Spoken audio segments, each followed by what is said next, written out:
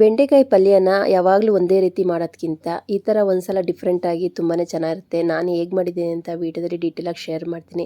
ಒಂದು ಪೌಡ್ರು ಮಾಡಿ ರುಬ್ಬಾಕ್ತೀನಿ. ಅದರಿಂದ ಬೆಂಡೆಕಾಯಿ ಪಲ್ಯಕ್ಕೆ ತುಂಬ ಒಳ್ಳೆ ಟೇಸ್ಟ್ ಕೊಡುತ್ತೆ. ಚಪಾತಿಗೆ ಬರೀ ಬೇಳೆ ಸಾಂಬಾರನ್ನು ಅನ್ನಕ್ಕಂತೂ ಈ ಬೆಂಡೆಕಾಯಿ ಪಲ್ಯ ತುಂಬ ಅಂದರೆ ತುಂಬಾ ಚೆನ್ನಾಗಿರುತ್ತೆ. ನಿಮಗೂ ಇಷ್ಟ ಆಗುತ್ತೆ ಅಂತ ಭಾವಿಸಿದ್ದೀನಿ. ಸಿಂಪಲ್ಲಾಗಿರುತ್ತೆ, ಬೇಗ ಆಗುತ್ತೆ, ಟೇಸ್ಟ್ ಕೂಡ ಸೂಪರಾಗಿರುತ್ತೆ. ಇದು ಹೇಗೆ ಮಾಡಿದೆ ಅಂತ ವೀಡಿಯೋದಲ್ಲಿ ಡೀಟೇಲಾಗಿ ಶೇರ್ ಮಾಡ್ತೀನಿ, ಬನ್ನಿ. ಇಲ್ಲಿ ನಾನು 1/4 kg ಆಗುವಷ್ಟು ಬೆಂಡೆಕಾಯಿನ ಫಸ್ಟೇ ನಾನು ಮಾಡೋದಕ್ಕಿಂತ ಮುಂಚೆ ಒಂದು ಅರ್ಧ ಗಂಟೆ ಮುಂಚೆ ನೀಟಾಗಿ ತೊಳೆದು ಒರೆಸಿಟ್ಕೊಂಡಿದ್ದೀನಿ. ಇಲ್ಲಾಂದರೆ ನೀರಿನಂಶ ಇತ್ತು ಅಂತ ಅಂದರೆ ಬೆಂಡೆಕಾಯಲ್ಲಿ ಲೋಳೆ ಬರುತ್ತೆ. ಅದಕ್ಕೋಸ್ಕರನೇ ಒಂದು ಅರ್ಧ ಗಂಟೆ ಮುಂಚೆ ತೊಳೆದು ನೀಟಾಗಿ ಒರೆಸಿ ಇಟ್ಕೊಂಡಿದ್ದೆ.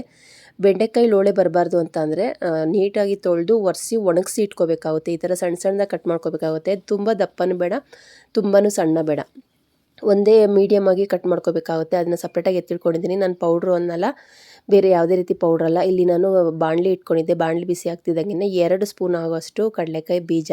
ನಿಜ ಹೇಳಬೇಕು ಅಂತಂದರೆ ಈ ಬೆಂಡೆಕಾಯಿ ಪಲ್ಯಕ್ಕೆ ಕಡಲೆಕಾಯಿ ಬೀಜ ಹಾಕಿ ನಾನು ಮಾಡ್ತಾ ಇರೋದ್ರಿಂದ ಒಳ್ಳೆ ಟೇಸ್ಟು ಮತ್ತು ತುಂಬಾ ಚೆನ್ನಾಗಾಗಿತ್ತು.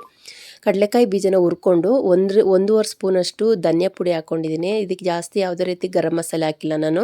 ಅರ್ಧ ಸ್ಪೂನಷ್ಟು, ಚಿಕ್ಕ ಸ್ಪೂನಲ್ಲಿ ಅರ್ಧ ಸ್ಪೂನಷ್ಟು ಜೀರಿಗೆ, ಸ್ವಲ್ಪ ಅರಿಶಿನ ಪುಡಿ ಹಾಕ್ಕೊಂಡಿದ್ದೀನಿ. ಇದಕ್ಕೆ ಬೆಳ್ಳುಳ್ಳಿ ಹಾಕ್ಕೊತಾ ಇದ್ದೀನಿ. ಚಿಕ್ಕದು 1 ಗೆಡ್ಡೆ ಆಗುವಷ್ಟು ಬೆಳ್ಳುಳ್ಳಿ ಹಾಕಿದ್ದೀನಿ, ಶುಂಠಿ ಹಾಕಿಲ್ಲ. ಇಲ್ಲಿ ಬೆಳ್ಳುಳ್ಳಿ ಹಾಕ್ಕೊಂಡು ಖಾರಕ್ಕೆ 1 ರಿಂದ 1/4 ಸ್ಪೂನಷ್ಟು ಅಚ್ಕಾರದ ಪುಡಿ ಹಾಕ್ಕೊಂಡಿದ್ದೀನಿ. ಬೆಂಡೆಕಾಯಿ ಎಷ್ಟಿರುತ್ತೋ ಅಷ್ಟು ಪ್ರಮಾಣವಾಗಿ ಈ ಮಸಾಲೆನ ರೆಡಿ ಮಾಡ್ಕೋಬೇಕಾಗುತ್ತೆ. ಇದಕ್ಕೆ ನೀರು ಹಾಕ್ತಿಲ್ದಂಗೆ ತರಿಯಾಗಿ ರುಬ್ಕೊಂಡಿದ್ದೀನಿ. ಅದು ರುಬ್ಕೊಳ್ಳೋ ಅಷ್ಟರಲ್ಲಿ ಈ ಕಡೆ ಬೆಂಡೆಕಾಯಿನ ಫ್ರೈ ಮಾಡ್ಕೊಳ್ಳೋಣ ಅಂಥೇಳಿ ಬಾಣಲಿಗೆ ಸ್ವಲ್ಪ ಎಣ್ಣೆ ಹಾಕ್ಕೊಂಡು, ಎಣ್ಣೆ ಬಿಸಿ ಆಗ್ತಿದ್ದಂಗೆ ಕಟ್ ಮಾಡಿ ಇಟ್ಕೊಂಡಿದ್ವಲ್ಲ ಬೆಂಡೆಕಾಯಿನ, ಅದನ್ನೆಲ್ಲನೂ ಹಾಕ್ಕೊಂಡು ನೀಟಾಗಿ ಕೆಂಪಾಗಂಗೆ ಲೋಳೆ ಅಂಶ ಹೋಗೋ ತನಕ ಚೆನ್ನಾಗಿ ಹುರ್ಕೋಬೇಕಾಗುತ್ತೆ. ಒಂದು ಅರ್ಧ ಆದಮೇಲೆ ಉಪ್ಪು ಹಾಕಬೇಕಾಗುತ್ತೆ.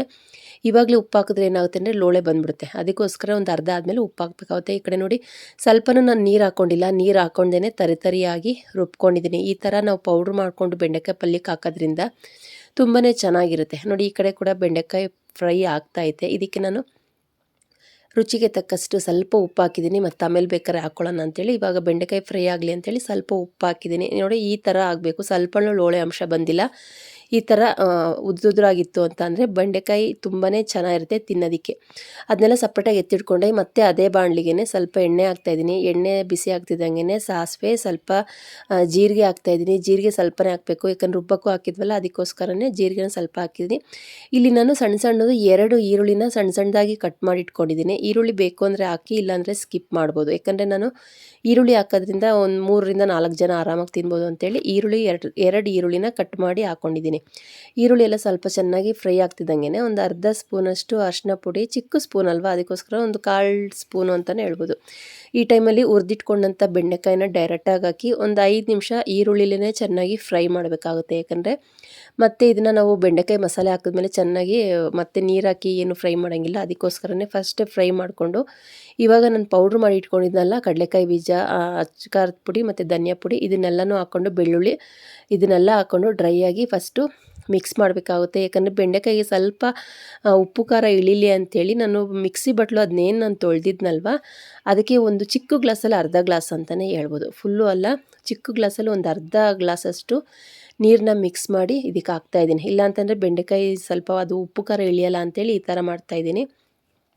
ಉಪ್ಪು ಖಾರ ಕಮ್ಮಿ ತಿಂತೀವಿ ಅಂತ ಅಂದರೆ ಹೀಗೆ ಕೂಡ ಡ್ರೈ ಆಗಿ ಕೂಡ ನಾವು ಮಾಡ್ಕೊಬೋದು. ನೋಡಿ ಸ್ವಲ್ಪ ಒಂದು ಚಿಕ್ಕ ಗ್ಲಾಸಲ್ಲಿ ಅರ್ಧ ಗ್ಲಾಸ್ ನೀರು ಹಾಕಿದ್ನಲ್ಲ, ಈ ಥರ ಬಂತು. ಇವಾಗ ಒಂದು 5 ನಿಮಿಷ ನಾವು ಮುಚ್ಚಿಟ್ಟು ಫ್ರೈ ಮಾಡಿಕೊಂಡ್ರೆ ತುಂಬ ಚೆನ್ನಾಗಿ ಸಿಂಪಲ್ಲಾಗಿ ಡಿಫ್ರೆಂಟಾಗಿ ಬೆಂಡೆಕಾಯಿ ಪಲ್ಯ ರೆಡಿ ಆಗುತ್ತೆ. ಚಪಾತಿಗಂತೂ ತುಂಬಾ ಚೆನ್ನಾಗಿರುತ್ತೆ. ಬರೀ ಬೇಳೆ ಸಾಂಬಾರು, ತರಕಾರಿ ಏನೂ ಹಾಕಲ್ವಲ್ಲ, ಅಂಥ ಸಾಂಬಾರಿಗಂತೂ ಇದು ತುಂಬ ಚೆನ್ನಾಗಿರುತ್ತೆ. ಸ್ವಲ್ಪ ಉಪ್ಪು ಕಮ್ಮಿ ಇತ್ತು ಅಂಥೇಳಿ ಉಪ್ಪು ಹಾಕಿದ್ದೀನಿ. ಸಿಂಪಲ್ಲಾಗಿ ಈಸಿಯಾಗಿ ಟೇಸ್ಟಿಯಾಗಿ ಬೆಂಡೆಕಾಯಿ ಪಲ್ಯನ ಹೇಗೆ ಮಾಡೋದು ಅಂತ ವಿಡಿಯೋ ಡೀಟೇಲಾಗಿ ಶೇರ್ ಮಾಡಿದ್ದೀನಿ. ನಿಮಗೂ ಇಷ್ಟ ಆಗುತ್ತೆ ಅಂತ ಭಾವಿಸಿದ್ದೀನಿ. ನೋಡಿ ತುಂಬ ಅಂದರೆ ತುಂಬಾ ಚೆನ್ನಾಗಾಗಿತ್ತು. ನೀವು ಒಂದ್ಸಲ ಟ್ರೈ ಮಾಡಿ.